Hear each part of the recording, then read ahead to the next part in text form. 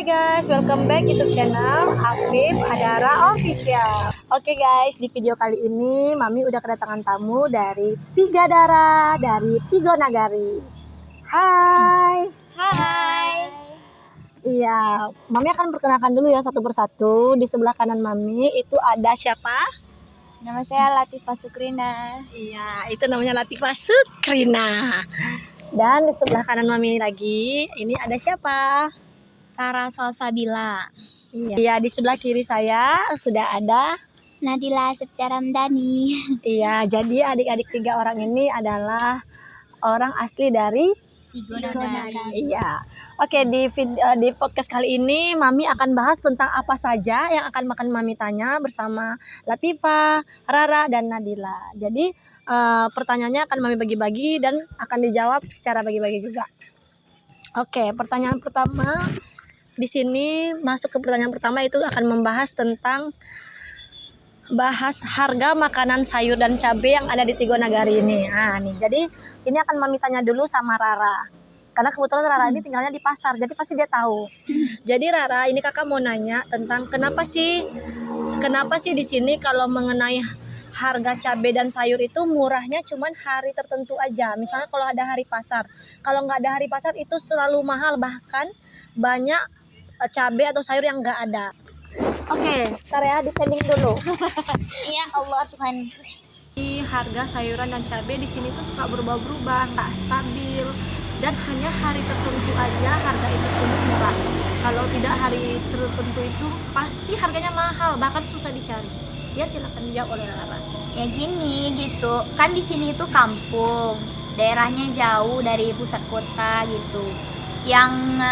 Yang kebun yang punya kebun itu ya dari luar, yang sayur-sayuran dari luar seperti Bukit Tinggi, Alan Panjang.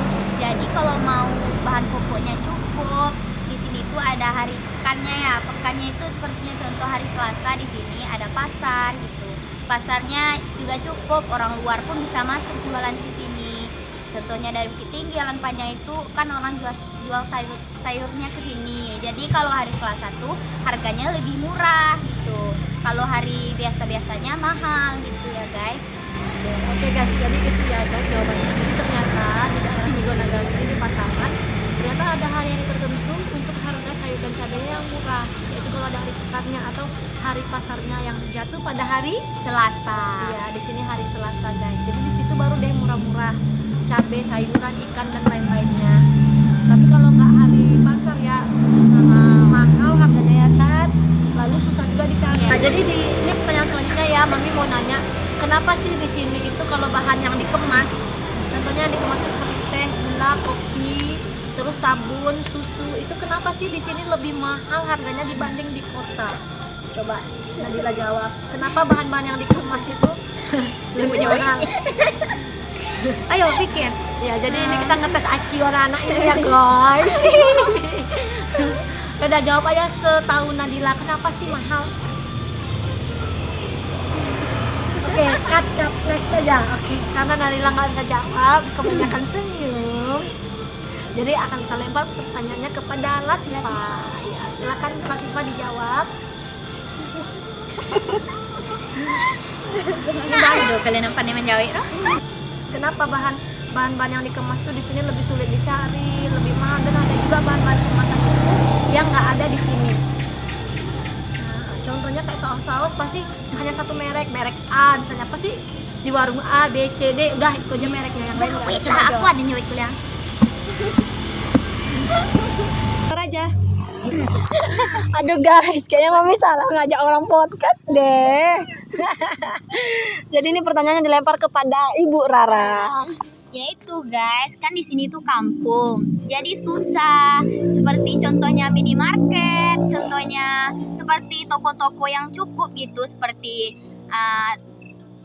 apa namanya itu, Grosir. contohnya Grosir. Alfamart itu juga nggak ada. Di Jadi susah guys, ini tuh kampung. Jadi untuk menjangkau yang seperti merek-merek yang lain itu, contohnya sini cuman susu ada 3 sapi, nggak ada merek-merek lain seperti Royal yang lain, nggak ada guys. Ya. Jadi di sini tuh susah untuk mau beli barang-barang yang nggak ada di sini harus keluar dulu, contohnya ke Padang, ke Bukit Tinggi, ya gitu guys. Ya, jadi itu ya guys jawaban dari Ibu Lara. Silakan tepuk tangannya guys. Oke. Di sini ini pertanyaan kepada Nadila aja deh, ini kayak gampang dijawab. Jadi gini Nadila. Nah, ini kan pertanyaannya random ya guys. Jadi bertanya tentang apa aja. Kenapa sih di sini kalau ke acara Barale minimal kita itu bawa duitnya harus amplopnya 50.000. Ya nggak sih? Kalau di bawah 50.000 kayaknya nggak ada yang ngasih deh di daerah sini. Apalagi di sini konsepnya kalau untuk Barale itu Royal. enggak, yang punya ale itu nunggu di pintu masuk. Ya gitu. Itu kan adat Minang kayak gitu guys. Soalnya kalau di Batam itu yang punya pesta itu dia di pelaminan nemenin anaknya. Jadi yang di depan itu cuma om, tantenya gitu. Atau enggak ya tukang penyambut tamu sam-sam. Kalau di sini enggak. Kalau di sini Mama Marapule atau Mama Amna Daronya nunggu depan pintu, pas disalam langsung amplopnya dibuka langsung dicatat. Ya kan? Nah, kenapa Nadila? Minimal itu minimnya tuh 50.000, nggak ada tuh kayak di Batam misalnya 500 perak, 10.000 di Batam ada loh, 10.000, 5.000, kenapa? Coba jawab. Tawa dulu. Apa ya? Ya Allah. Jadi jawabannya apa ya? Apa ya? Nah, jadi coba dikombinasi jawabannya bertiga. Coba apa?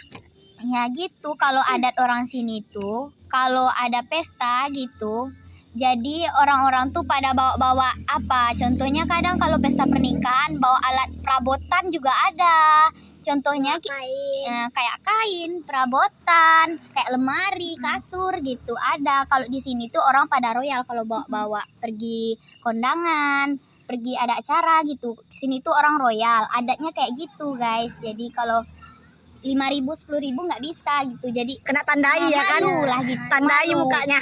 Contohnya kayak gini guys, kita tuh pergi kondangan ke rumah orang itu, kita bawa perhiasan emas.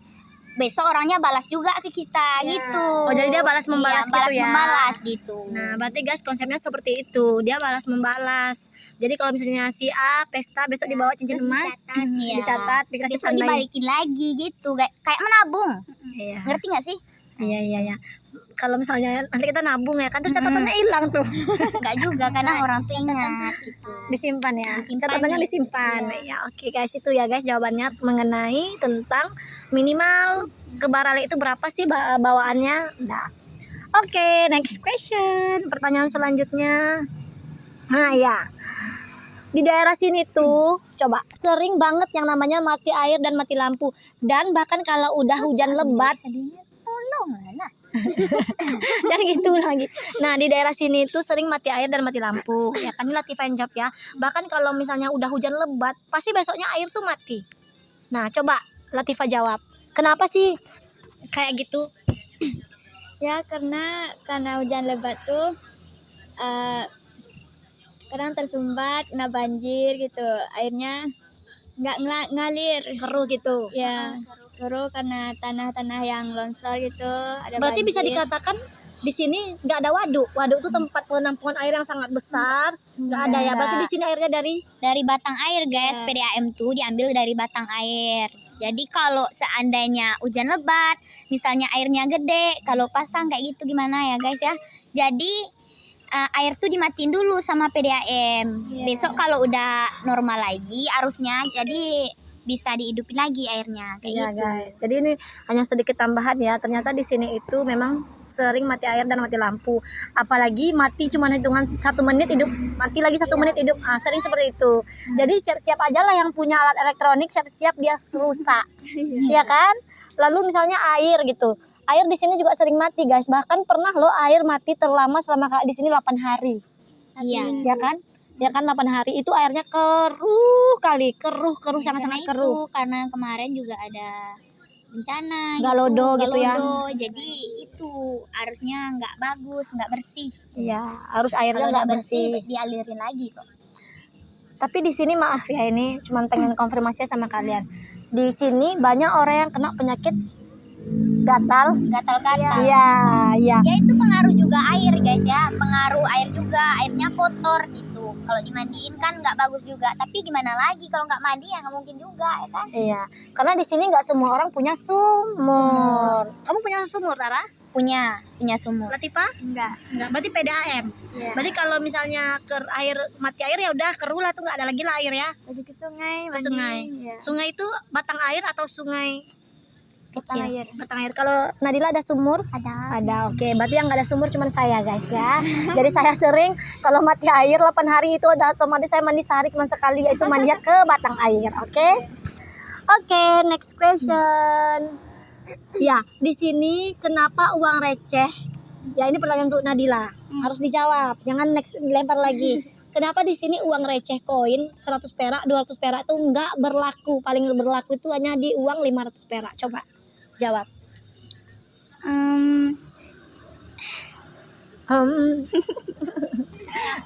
Dia malu guys, malu ya. Coba Latifah dulu jawab. Kenapa sih Latifah? Kan iya nggak sih uang 200 perak nggak laku di sini kan, 100 perak, bahkan 50 perak aja nggak laku. Padahal kakak dari Batam itu udah bawa loh satu botol uang 200 perak sama 100 perak, nggak laku di sini. Yang lakunya kayak di Ramayana. Iya, selain di Tigo Nagari ini lah. Kenapa sih di Tigo Nagari nggak laku? Emang nggak dapat permen 200 perak satu? Ya karena di sini harganya minimal 500 perak. Itu udah paling rendah itu. Jadi duit koin 200 perak tuh nggak ada, belum Nggak. ada orang jual makanan ya. Enggak, Tapi yang enggak paling laku. murah itu di sini orang jual 500 perak. Iya. Ya itu yang dijual apa 500 perak? Misalnya kayak permen. Permen ya. Ya. Apa lagi? Parah? Ya Cidong? kayak yang nggak cidong nggak ada guys.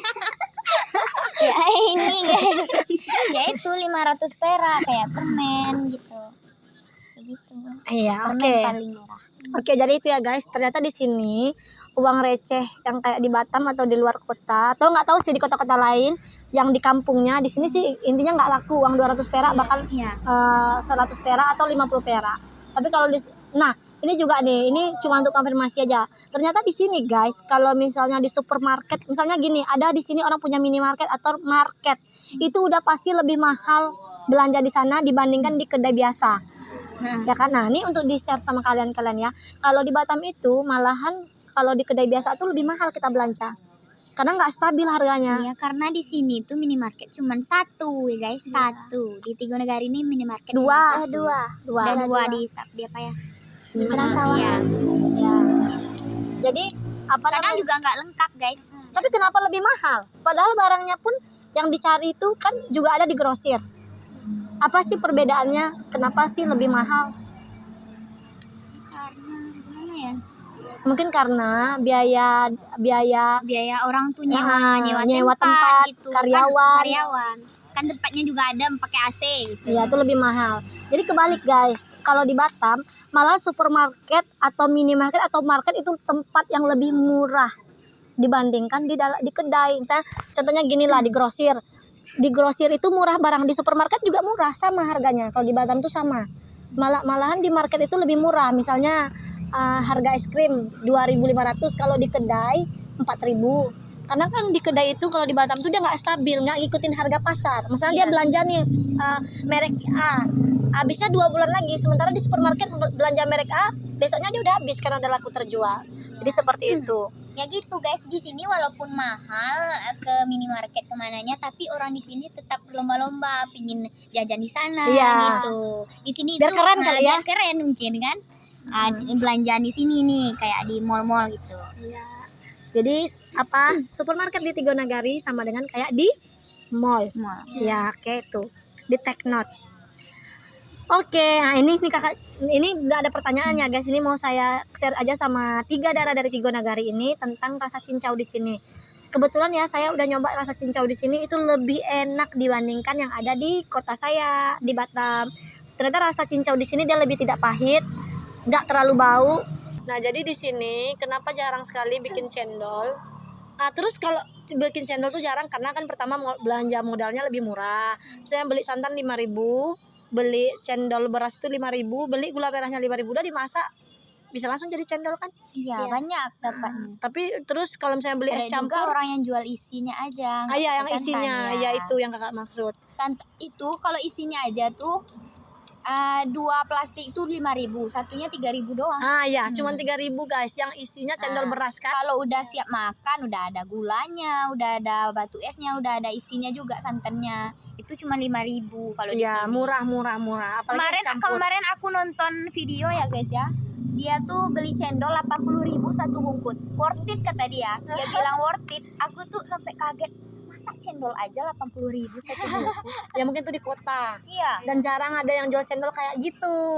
Kalau di sini kan balea alias Iya. besera. Berserak-serak. Sini tuh orang jago bikin cendol. Iya, jago bikin cendol. Tapi ada beberapa cendol yang paling enak, yaitu cendolnya Oma Rara.